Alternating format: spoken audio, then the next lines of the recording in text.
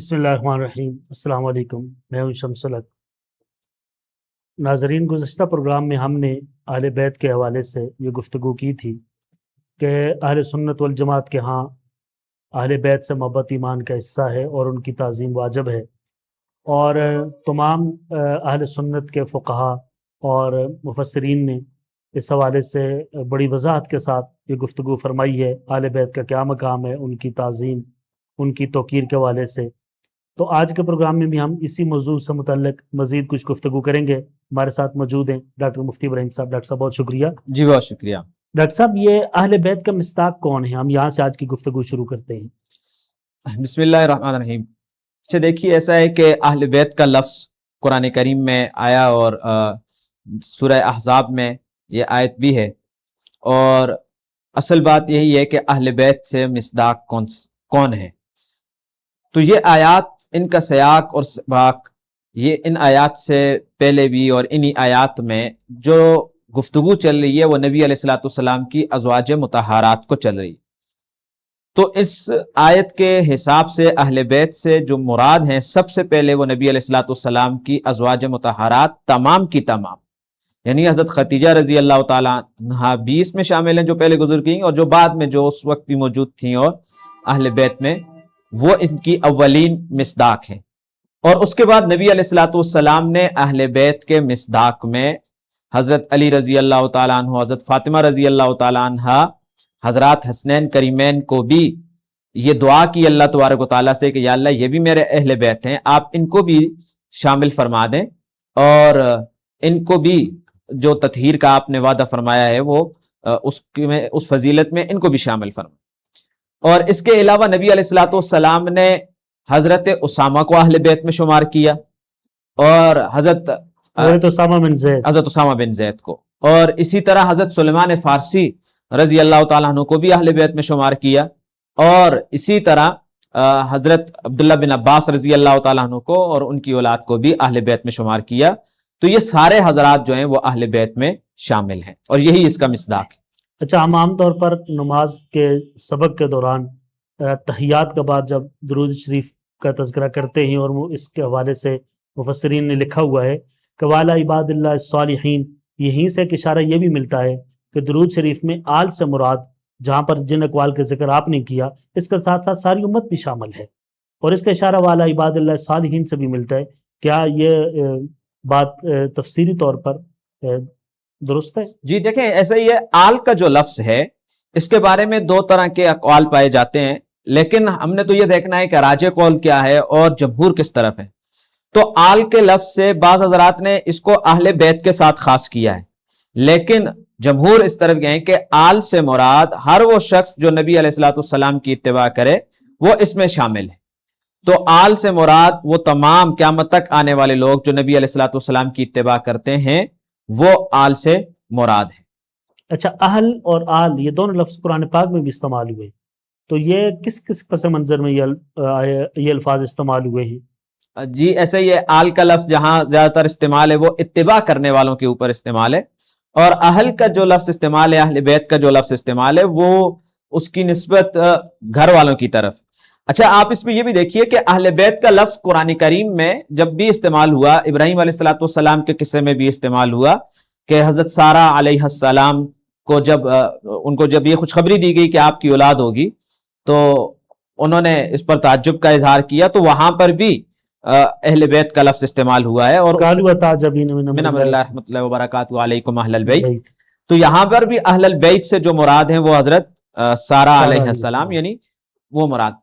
تو اہل بیت کا لفظ ایسا نہیں ہے کہ یہ عرب میں استعمال نہ ہوتا ہو، یا اس کے معنی میں یا مفہوم میں کچھ ابہام ہو۔ دیکھیں قرآن کریم میں کچھ الفاظ تو ایسے استعمال ہوئے نا کہ جن کی مراد معلوم نہیں ہے، مراد معلوم نہیں ہے، تو پھر نبی علیہ الصلوۃ والسلام نے اس کی وضاحت کی، جیسے الصلاۃ سے کیا مراد ہو سکتا ہے، تو نبی علیہ الصلوۃ والسلام نے کر کے بتایا کہ الصلاۃ سے یہ مراد ہے، کیونکہ الصلاۃ کے معنی اس طرح شرعی طور پہ معلوم نہیں تھے۔ تو اہل بیت کا لفظ ایسا نہیں ہے، اہل بیت کا لفظ اس کے معنی پہلے سے معلوم تھے کہ اس میں کون داخل ہیں، ان میں سب سے پہلے جو بیویاں ہیں وہ داخل ہوتی ہیں، اولاد اس میں داخل ہوتی ہے۔ اب آپ دیکھیں کہ حضرت ام سلمہ رضی اللہ تعالیٰ عنہ کے اگر وہ تمام طرق دیکھیں جن میں یہ آتا ہے کہ حضرت نبی علیہ الصلوۃ والسلام نے حضرت علی رضی اللہ تعالیٰ عنہ، حضرت فاطمہ رضی اللہ تعالیٰ عنہ، حضرت حسنین کریمین کو اپنی چادر کے نیچے کیا اور پھر اس کے بعد دعا کی کہ اللہم ہؤلاء اہل بیتی، یہ میرے گھر والے ہیں تو آپ ان کے ساتھ بھی تطہیر کے وعدے میں ان کو بھی شامل فرما لیں۔ تو حضرت ام سلمہ نے اس میں یہ فرمایا کہ یا رسول اللہ میں بھی اس میں شامل ہو جاؤں؟ جی بالکل۔ تو نبی علیہ الصلوۃ والسلام نے فرمایا انت علی خیر، آپ پہلے سے اپنے مقام پر ہیں، جی بالکل، یعنی آپ پہلے سے اپنے۔ اچھا وہاں لوگ یہ بھی اشکال کرتے ہیں کہ نبی علیہ الصلوۃ والسلام نے کیوں ان کو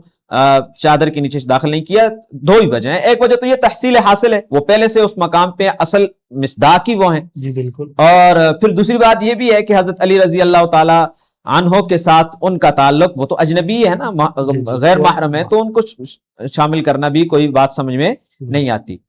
تو ان سے جو مصداق ہیں وہ اصلاً ازواج مطہرات ہیں، اور پھر نبی علیہ الصلوۃ والسلام نے جیسے جیسے ان کو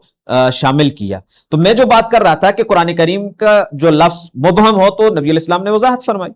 لیکن ایسا لفظ کہ جس کے معنی پہلے سے مفہوم معلوم ہے،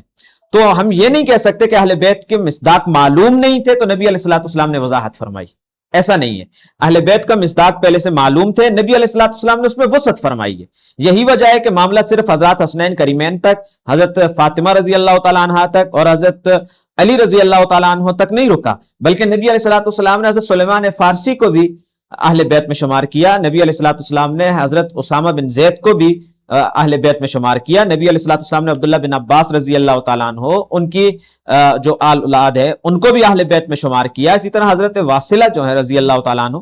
ان کو بھی نبی علیہ الصلوۃ والسلام نے اہل بیت میں شمار کیا۔ تو نبی علیہ الصلوۃ والسلام نے اہل بیت کے معنی میں وسعت دی ہے، ایسا نہیں ہے کہ اہل بیت کا معنی معلوم نہیں تھا اور آپ نے اس کی کیا کی ہے، وضاحت کی۔ اچھا پھر یہ ہمارے ہاں صرف یہ معنی اور یا اس کے مصداق یا یہ جو تاثر پایا جاتا ہے یہ پھر محدود کیوں ہے؟ اچھا یہ تو دیکھیں ایسا ہے کہ بعض لوگوں نے اس کو صرف اور صرف اہل ردا کے ساتھ، اہل کساء کے ساتھ خاص کیا ہے، اور یہ اہل سنت سے ہٹا ہوا ایک گروہ جو ہے جو وہ بہت زیادہ ہائی لائٹ کرتا ہے۔ ایسا نہیں ہے کہ اہل سنت میں سے کچھ لوگوں کے ہاں اس طرح کے اقوال نہیں ملتے ہیں، ضرور ملتے ہیں، لیکن وہ اقوال راجح نہیں ہیں، مرجو قول ہے۔ اور اہل سنت جیسے امام طحاوی رحمۃ اللہ علیہ نے اس کے بارے میں کہا کہ اس سے صرف یہی لوگ مراد ہیں، حضرات حسنین کریمین اور حضرت علی حضرت فاطمہ رضی اللہ تعالیٰ عنہم۔ لیکن اس کی دوسری طرف جمہور جس طرف گئے کہ حضرت اکرمہ رضی اللہ تعالیٰ عنہ وہ مباہلہ کرنے کے لیے تیار ہیں کہ میں اس آیت کے بارے میں، اس اہل بیت کے بارے میں مباہلہ کرنے کے لیے تیار ہوں کہ یہ آیت نبی علیہ الصلوۃ والسلام کی ازواج مطہرات کے لیے نازل ہوئی ہے۔ اب ایک طرف یہ معاملہ ہے، تو اسی وجہ سے جمہور نے جس موقف کو اختیار کیا وہ یہی ہے کہ اہل بیت سے مراد ازواج النبی، اور پھر نبی علیہ الصلوۃ والسلام نے جن جن کو شامل کیا وہ سارے اس میں شامل ہیں۔ کسی ایک کو مخصوص کر دینا اور ان کو نکال دینا اس کی کوئی شرعاً کوئی دلیل بھی نہیں ہے، اور نہ یہ اہل سنت والجماعت کا موقف بھی ہے۔ تو آپ نے جو بات کی کہ پھر لوگوں میں یہ بات کیوں مشہور ہو گئی، یہ اس لیے مشہور ہو گئی کہ جیسے اہل سنت میں ایک مرجو قول مل گیا، اور کچھ لوگ جو ہیں وہ خاص اہل بیت ہی کی چیزوں کو اتنا زیادہ ہائی لائٹ کر رہے ہیں، اور انہی سے انہوں نے ایک ایسا تاثر قائم کر دیا کہ اہل بیت سے محبت کا تقاضا یہ ہے کہ حضرات حسنین کریمین، حضرت علی اور حضرت فاطمہ رضی اللہ تعالیٰ عنہم کو اہل بیت میں شمار کیا جائے اور باقیوں کو نکال دیا جائے۔ اس کو اتنا انہوں نے ہائی لائٹ کر دیا، جیسے اس کو ایک اور آسان مثال سے یوں سمجھیے کہ لوگ یہ جو سمجھتے ہیں کہ سادات کے اوپر جو صدقہ، جو ہم کہتے ہیں نا واجب صدقہ سادات نہیں لے سکتے، زکوٰۃ نہیں لے سکتے، تو آپ عام عوام کا اگر ذہن دیکھیں تو وہ یہ سمجھتے ہیں کہ یہ اس لیے نہیں لے سکتے کہ یہ اہل بیت ہیں۔ جی بالکل، یعنی ان کے کہنے کا مقصد یہ ہے کہ یہ اس وجہ سے نہیں لے سکتے کہ یہ اہل البیت ہیں، یعنی اہل البیت کے ہونے کی وجہ سے یہ نہیں لے سکتے یعنی ان کی اولاد میں۔ لیکن یہ معاملہ تو نبی علیہ الصلوۃ والسلام میں بنو ہاشم، بنو مطلب میں بنو ہاشم پورے قبیلے کے اوپر، یعنی میرے کہنے کا مقصد یہ ہے کہ وہ یہ سمجھتے ہیں کہ حضرت علی کی اولاد ہونے کی وجہ سے نہیں لے سکتے، یا حضرت فاطمہ رضی اللہ تعالی عنہا کی اولاد ہونے کی وجہ سے نہیں لے سکتے۔ یہ تاثر درست نہیں ہے۔ کیوں؟ اس لیے کہ دیکھیں حضرت عبداللہ بن عباس بھی وہ نہیں لے سکتے، نہ وہ حضرت علی کی اولاد میں سے، نہ حضرت فاطمہ رضی اللہ تعالی عنہا کی اولاد میں سے۔ تو بات کرنے کا مقصد یہ کہ لوگوں میں تو عام تاثر یہ پایا جاتا ہے کہ سادات اس لیے نہیں لے سکتے کہ وہ حضرت علی اور حضرت فاطمہ رضی اللہ تعالی عنہا کی اولاد میں سے ہیں، تو حالانکہ یہ مسئلہ بالکل بھی ٹھیک یعنی نہیں ہے۔ متقدمین کے ہاں بھی یہ رائے کبھی رائج نہیں رہی؟ جس کو ہم یہ کہتے ہیں کہ دیکھیں ایک ایک قول پایا جانا اور ایک ایک جمہور کا موقف. اگر ہم اس بات کی طرف جائیں کہ کیا متقدمین میں ایسا کوئی قول پایا جاتا ہے کہ نہیں پایا جاتا, تو پایا جاتا ہے, اس کا تو کسی سے انکار نہیں ہے, لیکن وہ قول مرجو ہے, اور مرجو قول کی حیثیت معدوم کی ہوتی ہے. ہم نے جمہور کے ساتھ چلنا ہے. جمہور کا موقف یہی ہے کہ اہل سنت والجماعت کے ہاں اہل البیت سے مراد ازواج النبی, اور پھر جن جن کو نبی علیہ الصلوۃ والسلام نے شامل کیا ہے وہ سارے شامل ہیں اس کے اندر. اچھا ڈاکٹر صاحب, متقدمین کا تذکرہ تو ہم نے کیا, تو اہل بیت کے حوالے سے کتب تو اب بھی لکھی جا رہی ہیں اور بہت سی کتب موجود ہیں, بہت سے تذکرے موجود ہیں. تو جن حضرات نے اس موضوع پر قلم اٹھایا ہے اور ان کے فضائل کا تذکرہ کیا ہے, اس میں ان لوگوں نے کن کے فضائل بیان کیے ہیں؟ صرف اہل قصہ کے یا ان جن کا تذکرہ آپ نے کیا کہ یہ مراد بھی ہیں؟ جی ایسا ہی ہے کہ اہل بیت کا جہاں پر بھی محدثین کرام نے تذکرہ کیا تو مجموعی اعتبار سے